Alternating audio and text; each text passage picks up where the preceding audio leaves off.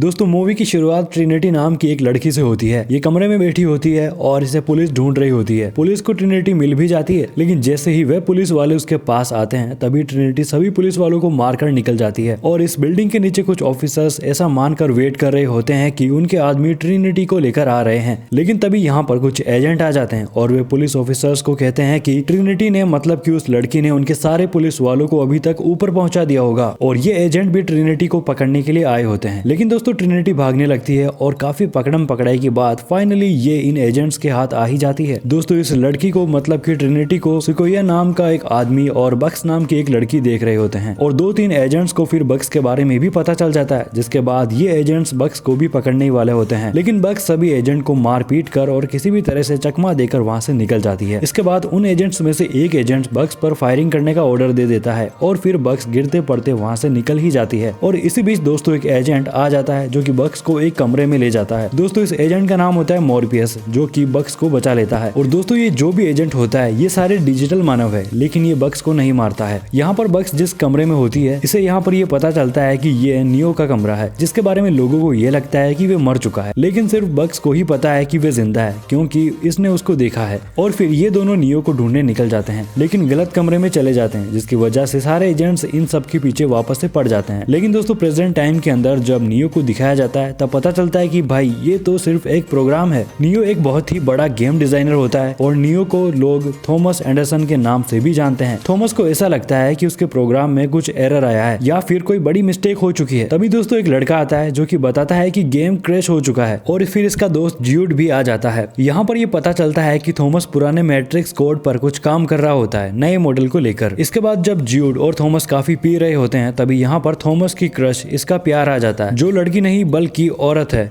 मतलब कि इसकी फैमिली होती है। थॉमस ने कभी भी इससे बात नहीं की, लेकिन ज्यूड यहाँ पर उससे बात करने चला जाता है, फिर अपने बारे में बताता है और फिर ये औरत ज्यूड को बताती है कि इसका नाम टिफनी है और लोग इसे टिफ कहते हैं। तभी यहाँ पर टिफ का हस्बैंड आ जाता है और फिर ये वहाँ से चली जाती है। अगले सीन में थॉमस का बॉस उसे बुलाता है और दोस्तों ये यहाँ पर इनके पास्ट और फ्यूचर की बातें करता है और थॉमस का बॉस इसे मैट्रिक्स 4 बनाने के लिए कहता है और फिर ऑफिस के सारे लोग मैट्रिक्स 4 बनाने में लग जाते हैं। गेम में क्या चेंज हो गए हैं और क्या ऐड करना है, किसको निकालना है, पुरानी चीजों को ऐड करना है या नहीं, ये सारी कन्वर्सेशन यहाँ पर चल रही होती है। थॉमस मेडिसिन लेना शुरू कर देता है क्योंकि खाते पीते जागते सोते यहाँ तक कि बाथरूम करते समय भी उसके दिमाग में सिर्फ मैट्रिक्स ही चल रहा होता है। अगले सीन में टिफ और थॉमस साथ में कॉफी पीते हैं और यहाँ पर ये थॉमस से इसके बनाए गए मैट्रिक्स के बारे में कुछ सवाल पूछती है। वे गेम में मौजूद उसके और खुद के कैरेक्टर के बारे में पूछती है क्योंकि थॉमस के बनाए गए गेम में एक लड़की होती है जो कि डिक्टो टिफी जैसी दिखती है। इसी बीच उसे कॉल आ जाता है और वो वहाँ से चली जाती है। इसके बाद थॉमस के ऑफिस में पुलिस आ जाती है क्योंकि किसी बच्चे ने गेम के न्यू अपडेट पर कंप्लेन कर दी है। इसी बीच थॉमस को एक मैसेज आता है और ये टॉयलेट में चला जाता है। तभी वहाँ पर मॉर्फियस बाहर आता है। यहाँ पर मॉर्फियस थॉमस को लाल गोली खाने के लिए कहता है और इसके दिमाग का वह वहम लगता है। इसी बीच गोलीबारी शुरू हो जाती है। मॉर्फियस सभी पुलिस वालों को मारने लगता है। थॉमस का बॉस गेम के कैरेक्टर में आ जाता है और इसको मारने की कोशिश करता है और दोस्तों फिर सडन ही थॉमस एक डॉक्टर के सामने बैठा होता है।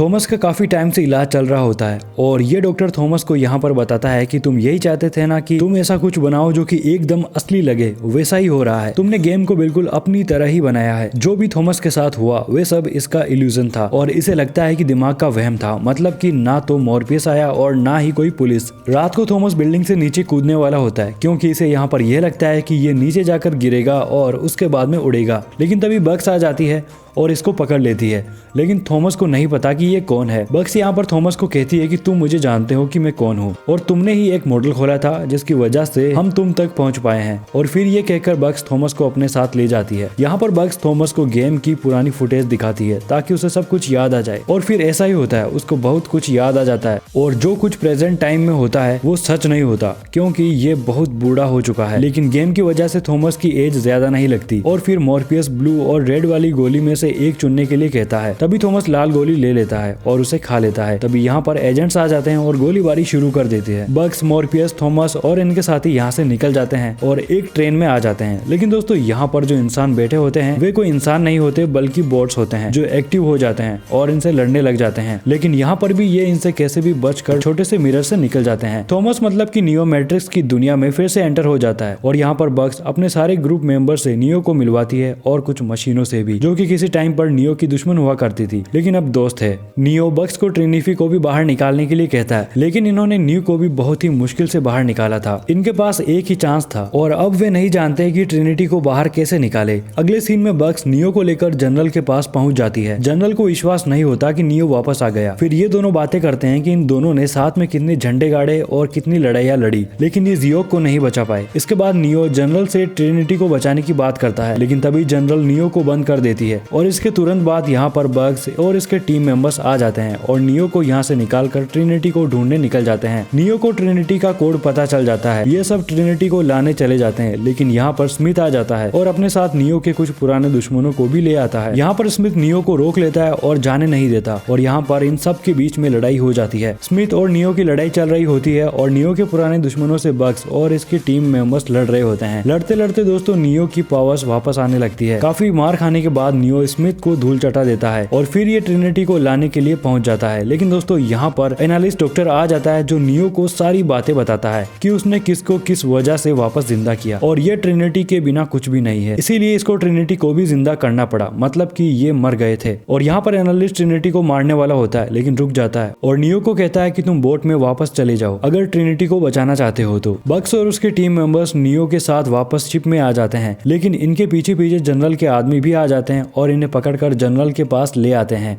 अगले सीन में जनरल और नियो साठी नाम की एक लड़की के पास पहुंच जाते हैं और दोस्तों ये होती है प्रियंका चोपड़ा। इस लड़की को मतलब कि साठी को नियो काफी टाइम पहले से ही जानता है, लेकिन उसे याद नहीं होता। और जब साठी उसे बताती है कि नियो और ट्रिनिटी जहां बंद थे वो रिजरेक्शन इसके पापा ने बनाया था, इस तरह से नियो को सब कुछ याद आ जाता है। उसे याद आ जाता है कि वह साठी को कब से जानता है। साठी नियो को बताती है कि उसे बोट में वापस जाना होगा, नहीं तो एनालिस्ट ट्रिनिटी को मार देगा। इसीलिए फिर नियो ट्रिनिटी को बचाने के लिए बोट में जाने का फैसला करता है। इधर जनरल एक मिशन रेडी करती है नियो को वापस भेजने के लिए। इस मिशन में सारे मेंबर्स रेडी हो जाते हैं। इधर सती सभी को प्लान समझा रही होती है और इसका ये प्लान बहुत ही तगड़ा होता है। साठी ने ये प्लान अपने माँ बाप के मरने की वजह से बनाया था। नियो भी रेडी हो जाता है और वह एनालिस्ट के पास पहुंच जाता है, लेकिन उसे कहता है कि पहले ट्रिनिटी से पूछो कि वह यहाँ से जाना चाहती है या फिर नहीं, मतलब कि अब मामला यस और नो का होता है। एनालिस्ट मान जाता है और इधर साठी ट्रिनिटी का ऑपरेशन कर देती है, लेकिन वे रुक जाती है क्योंकि अगर ट्रिनिटी हाँ कहती है तभी ये इसे ले जा सकते हैं, अगर ना कहती है फिर इसे नहीं ले जाएंगे। इसी बीच ट्रिनिटी यहाँ पर आ जाती है और नियो को बताने लगती है कि उसका बनाया गेम उसने खेला, लेकिन वे जिसको ढूंढ रहा है वे ये नहीं है और यहाँ से जाने लगती है। नियो को एनालिस्ट मारने वाला होता है, तभी ट्रिनिटी वापस आ जाती है और उसे सब कुछ पता चल जाता है कि वह कौन है। ट्रिनिटी सबको मारने लगती है, लेकिन इसी बीच एनालिस्ट समय को रोक देता है और ट्रिनिटी को मारने वाला होता है। तभी स्मिथ भाई साहब आ जाते हैं और ये एनालिस्ट को रोक लेता है। दोस्तों यहाँ पर स्मिथ नियो की मदद करने आता है और इधर साठी और ट्रिनिटी को बाहर निकाल लेते हैं। नियो और ट्रिनिटी फिर से एक हो जाते हैं। एनालिस्ट को स्मिथ मार देता है। ये सब बाहर निकल रहे होते हैं, लेकिन तभी कई सारे बोट्स आने लगते हैं और किसी को कुछ समझ नहीं आता कि ये सब क्या हो रहा है। नियो ट्रिनिटी के साथ बाइक पर बैठकर निकल जाता है और बाकी मेंबर सारे बोट्स पर गोली चलाने लगते हैं। यहाँ पर कई सारे धुआंधार एक्शन सीन्स होते हैं, लेकिन इनमें से कुछ मेंबर्स इंजर्ड हो जाते हैं और फिर उनकी हेल्प करने के लिए बग्स और मॉर्फियस भी यहाँ पर आ जाते हैं। नियो और ट्रिनिटी ऊपर टेरिस पर चले जाते हैं, लेकिन ऊपर 2 हेलीकॉप्टर्स होते हैं जो इन पर लगातार गोलियां चलाते हैं, लेकिन नियो अपनी पावर से सब कुछ संभाल लेता है। ट्रिनिटी को यहाँ पर सब कुछ याद आ जाता है कि वे लोग हमेशा साथ ही थे और फिर एक हो गए और अब ये कभी अलग नहीं होंगे। इस तरह से दोस्तों नियो और ट्रिनिटी फिर से मिल जाते हैं और मैट्रिक्स की दुनिया में आ जाते हैं। इस मूवी के एंड में नियो और ट्रिनिटी एनालिस्ट के पास जाते हैं। यहाँ पर ट्रिनिटी एनालिस्ट को काफी मारती है, मतलब कि जो कुछ भी इसने किया उसकी वजह से वे इन सब का बदला लेती है। यहाँ पर दोस्तों एनालिस्ट को यह लगता है कि वे लोग नेगोशिएट करने के लिए आए हैं, लेकिन ऐसा कुछ नहीं होता और फिर ये दोनों उड़कर चले जाते हैं और इस तरह से द मैट्रिक्स 4 मतलब कि द मैट्रिक्स रिजरेक्शन यहीं पर एंड हो जाती है।